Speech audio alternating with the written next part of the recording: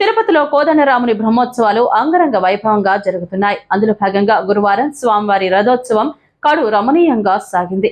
వేలాది మంది భక్తులు రథోత్సవంలో పాల్గొని స్వామివారి అనుగ్రహం పొందారు.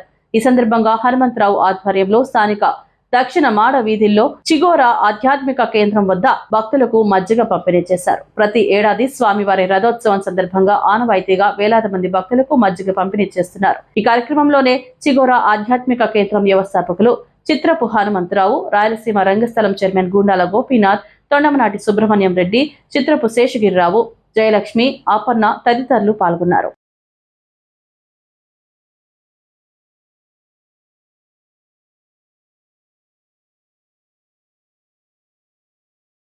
తిరుపతి పట్టణంలో పరమ పవిత్రమైనటువంటి జాంబవత్ ప్రతిష్టమైనటువంటి కోదండరామాలయ బ్రహ్మోత్సవాలలో చివరి రోజుగా రథోత్సవం అంగరంగ వైభవంగా తిరుమల తిరుపతి దేవస్థానం వారు నిర్వహిస్తున్నారు.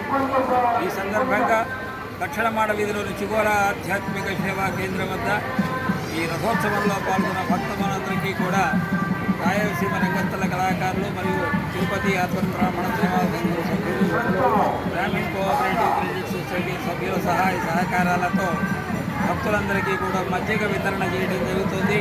ఈ కార్యక్రమంలో ఈ భక్తులందరికీ కూడా మజ్జిగ వితరణ చేయడానికి అవకాశం కల్పించిన భక్తులందరినీ కూడా కోదండరాముడు అనుగ్రహించాలని కోరుకుంటూ ప్రతి సంవత్సరము జరిగేటువంటి బ్రహ్మోత్సవాలు ఈరోజుతో ఆఖరు. రథోత్సవం తర్వాత రాత్రికి అశ్వవాహన సేవ ఉంటుంది.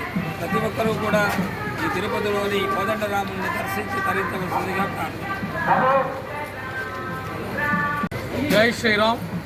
ఈరోజు అత్యంత పవిత్రముగా తిరుపతి నగరంలో శ్రీ కోదండరామస్వామి దేవాలయంలో బ్రహ్మోత్సవాలు అంగరంగ వైభవంలో జరుగుతున్నాయి. దానిలో భాగంగా ఈరోజు రథోత్సవం బాగా అంగరంగ వైభవంగా జరిగింది. శ్రీరాముని ఆశీస్సులు అందరికీ కావాలి.